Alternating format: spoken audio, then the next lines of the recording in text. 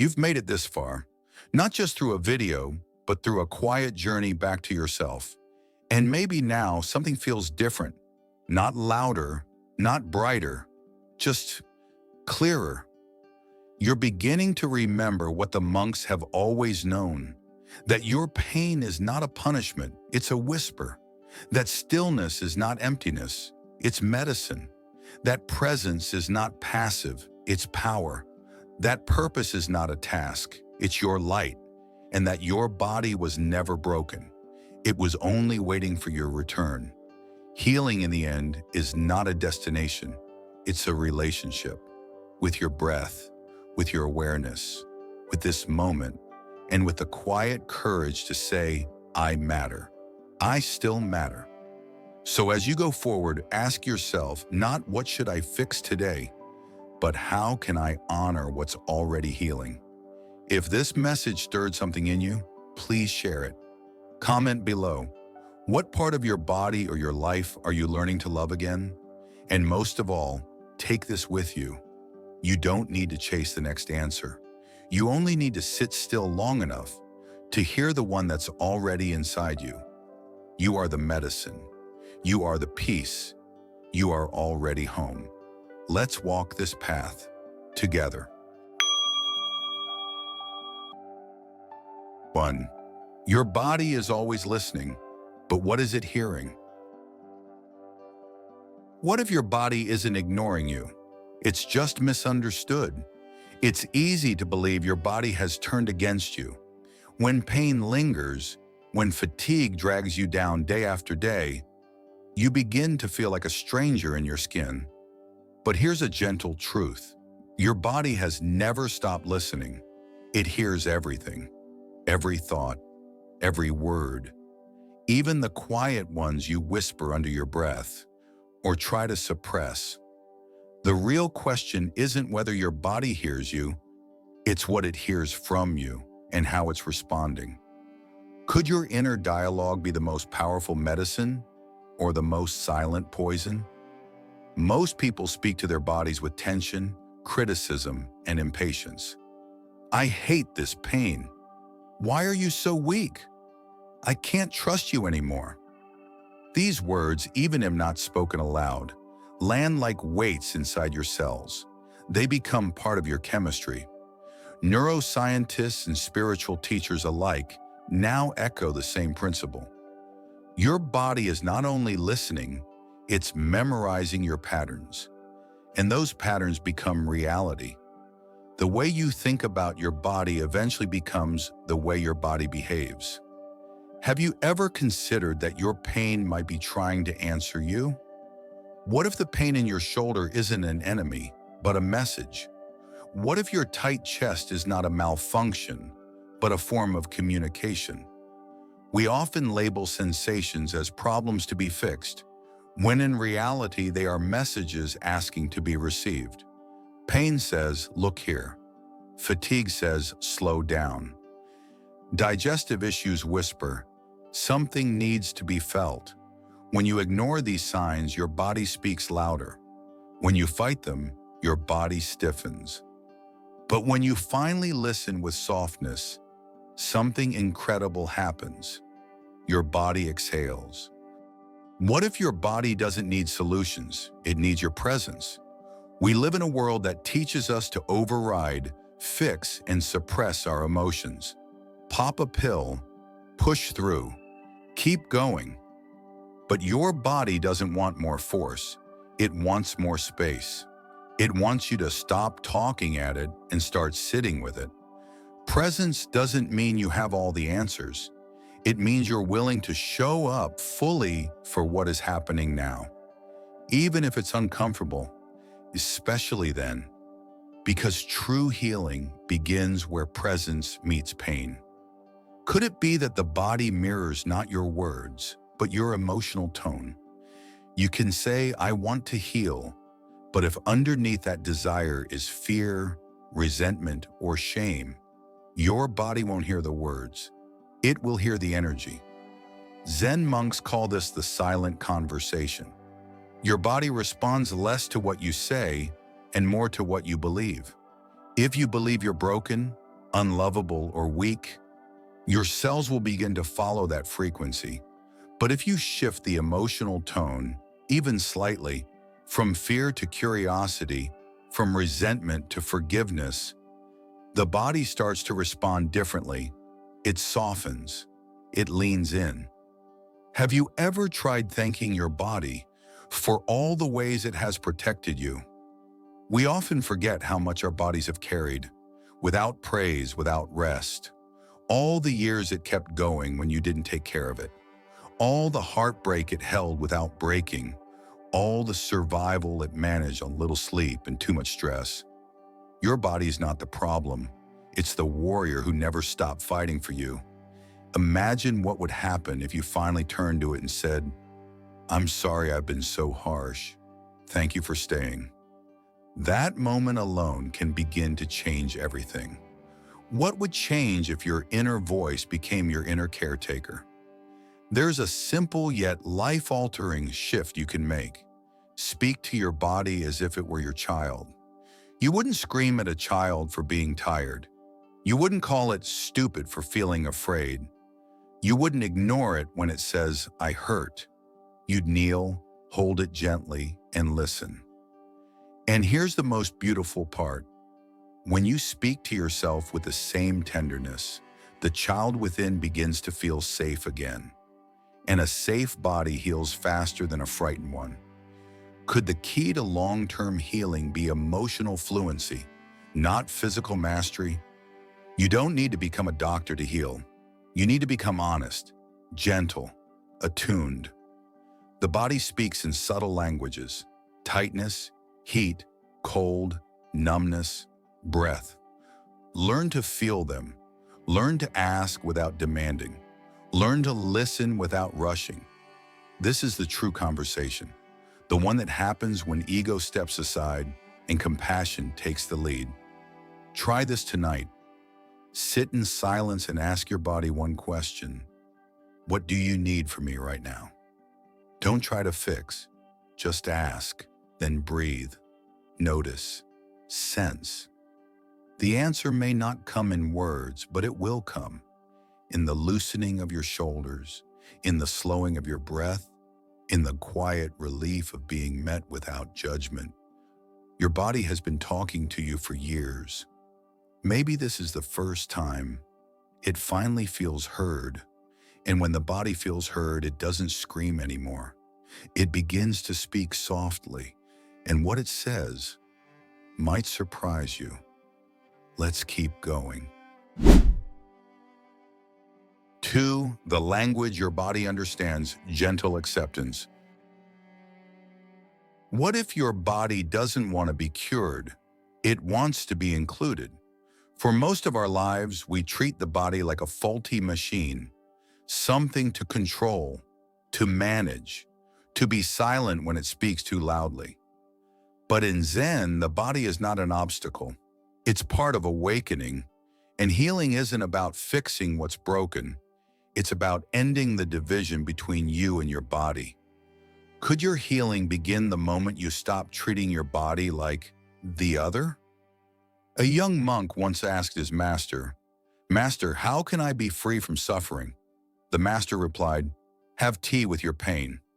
Confused, the student asked again, "You mean meditate on it?"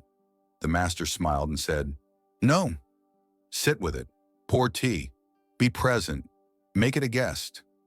This is how Zen teaches us to meet discomfort, not as an enemy, but as a visitor. We bow, we breathe, we ask, "What are you here to teach me?" Not, "How fast can I get rid of you?" Have you ever considered that your pain might be polite, waiting for permission to speak? In Zen tradition, nothing is forced. Even silence arises naturally. Likewise, pain often waits patiently for you to be still enough to notice it without judgment. It doesn't scream at first, it whispers. But when we ignore the whisper long enough, it becomes a cry, then a scream, then the illness. Gentle acceptance isn't passive. It's a powerful act of acknowledgement that says, "I see you. You may speak." Why do Zen monks rarely complain about their bodies, even in old age? Not because they don't feel discomfort, but because they've learned to soften around it. I once stayed at a monastery where an elderly monk named Tetsuo had arthritis so severe that his fingers curled inwards. Yet every morning he swept the garden with a handmade broom, slowly, peacefully, smiling. When asked how he managed, he said, "The pain is real, but I do not give in to my fear. I just invite it to walk with me." Could your pain be intensified not by the sensation, but by the fear around it? Modern life teaches us to panic at every signal the body sends. A headache means something is wrong. A sore back means age is catching up. A racing heart means we're broken. But Zen reverses this logic. Pain isn't the enemy. The fear of pain is. The constant inner noise, the resistance, the urgency, the self-blame is what amplifies suffering. But when we soften, when we allow, the pain often shrinks into something manageable, something human. There is a Zen koan that says, "When cold, be thoroughly cold. When hot, be thoroughly hot." On the surface, it sounds odd, but it means this: stop fighting your experience. Let the moment be what it is. If there is fatigue, be with fatigue. If there is pain, breathe into pain. The body understands sincerity. It trusts you when you stop resisting it. This too is language. What if your body is asking, "Can I just exist without being a problem?" The more we micromanage every sensation, the more we distance ourselves from the body's natural wisdom. The Zen path is not to analyze, but to feel, to drop into the breath, the spine, the belly. Not to diagnose, but to experience. The body doesn't need you to solve it. It needs you to live in it again, fully, calmly, kindly. Let me tell you about the old tea master in Kyoto.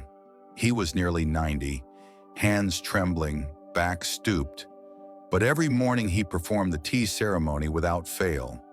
When asked if his joints ached, he said, "Of course, but I pour the water slowly, I bow slower. The body is slower, so I meet it where it is." There is something sacred in that, in choosing to move at the speed of your body instead of demanding your body keep up with your mind. Could slowing down be your body's way of inviting you home? We often fear slowness, but the body doesn't operate in urgency. It softens in silence. It opens with warmth. And when you speak to it with gentleness, "I'm here with you. I won't rush you. I'm not angry at you," it begins to trust you again. And when trust returns, healing begins. Try this. Instead of saying, "I'm in pain," say, "There's pain and I'm with it." It's a subtle shift, but it changes everything. It stops identifying with the pain and starts creating a relationship. You are not the pain. You are the witness, the friend. The companion was walking beside it, and when you become a companion, the pain no longer has to scream for your attention. It can finally rest. It can finally be released. And slowly, sometimes very slowly, it can finally begin to leave, because that's all the body has ever wanted: to be included, to be trusted, to be spoken to, gently. Let's keep going. 3. The truth your body is waiting to hear. What if your body doesn't want perfection? It wants your honesty. We live in a culture obsessed with performance. Smile when you're broken, push through when you're tired, keep going, even when everything inside begs you to slow down. And in that silent pressure, something precious begins to fracture. Not just your spirit, but your body. Because your body doesn't listen to your words. It listens to your truth. Have you ever told your body how tired you truly are? Most people walk around with unspoken pain, grief tucked in the jaw, guilt clenched in the stomach, Old heartbreaks lodged quietly between the shoulder blades. We hold so much without saying a word, but the body never forgets. And what we don't express emotionally, it will carry physically until we finally stop and say, yes, I feel this. I see this. I won't bury this anymore. An old Zen saying is, what is hidden in the heart will appear in the limbs. In other words, your knee pain might not just be about cartilage. Your frozen shoulder might not be about age. Your racing heartbeat might not only be about caffeine. It could be about what you've never said, what you've never cried over, what you've kept polite for too long. The body becomes a mirror for every suppressed emotion we weren't allowed to release. When was the last time you permitted yourself to feel without apologizing for it? I once sat with a woman in her 70s who told me she hadn't cried in over 30 years.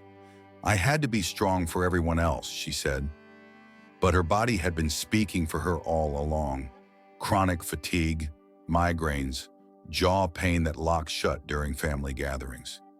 As we breathed together, she whispered something she had never dared to say aloud. I'm still angry, and I'm still hurt. And in that moment, no healing technique, no posture change, just the pure honesty of her voice. Her body softened, her breath returned. She stopped bracing against herself. Could your symptoms be your soul's way of begging for a conversation? Zen doesn't ask you to be emotionless. It invites you to become intimate with what's real. That includes your sadness, your fear, your resentment. But most of us never learned how to speak these truths aloud. We were told it's weak, or selfish, or messy, so we tucked it away. But here's the paradox. What you hide in the dark becomes the most powerful force in your life, and often the most painful. What if your body's wisdom isn't in its strength, but in how deeply it can feel? The monks know this. That's why they begin their day not with activity, but with silence. They bow to their body. They stretch it slowly, without judgment. They don't command it to perform. They listen. They wait. Because they understand, the body opens, not through discipline, but through trust. Have you ever tried to earn your body's love through punishment? We punish our bodies when we diet to the point of collapse. We punish it when we overwork, undersleep, and call it being productive. But your body never wanted to be fixed. It just wanted to be heard. Imagine how deeply healing it would be to say, I don't need you to be perfect today. I just want to know how you're doing. And mean it. Try whispering this to your body. You're safe now. You can let go. Sometimes the body holds on because it doesn't trust that you'll hold it when it falls apart. So it stays braced, tense, on edge. But when you speak with softness, when you hold your rib cage like a child who's finally being embraced, something ancient begins to exhale.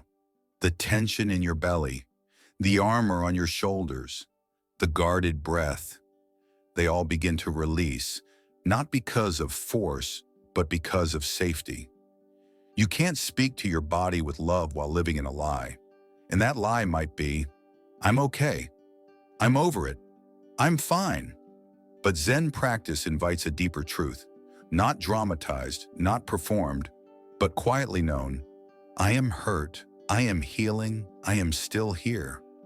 When your words match your inner reality, your body stops fighting you. Because finally, it recognizes the one voice it's been waiting for, your real one. Here's the paradox. The moment you stop trying to fix yourself, you begin to heal. When you stop approaching your body like a broken object and start approaching it like a sacred companion, the pain no longer becomes the enemy. It becomes the teacher, and the moment you honor the message, the messenger can rest. This is what your body has wanted all along. Not silence, not shame, but sincerity. To be spoken to gently. honestly, consistently, like you would speak to a friend who's never given up on you, even when you gave up on yourself. Tonight, try this. Sit quietly. Place your hand on the part of your body that feels tense, heavy, or numb. Don't try to fix it.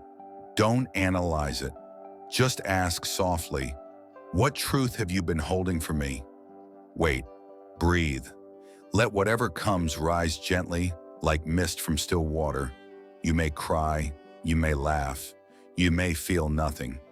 All of it is welcome, because when truth meets tenderness, the body doesn't just listen, it begins to trust again. And once your body trusts you, anything becomes possible. What if healing begins the moment you stop doubting your body and start trusting it again? So much of our suffering doesn't come from pain itself, but from the distance we've created with our bodies. The harsh words, the silent blame, the years of treating our skin like a stranger. But your body was never the enemy. It was simply waiting for this conversation. You've learned something powerful today, that healing doesn't come from shouting at your symptoms. It comes from whispering the truth with love. You've remembered how to listen, not with fear, but with curiosity, how to soften your judgments and replace them with compassion, and most importantly, how to meet your body not with control, but with presence. Your body hears every word you speak, every thought you carry, and when you begin speaking with gentleness, with patience, with hope, your body responds. It breathes a little deeper. It lets go a little more. It starts to believe you again. So tonight, don't ask for a miracle. Just say, I trust you. I'm with you. We're healing together. And let that be enough. If something in this video stirred your heart, please like, subscribe, and share it with someone who needs this message. Comment below, what will you say to your body tonight? Because healing isn't about shouting louder. It's about speaking clearly. And now, you finally are.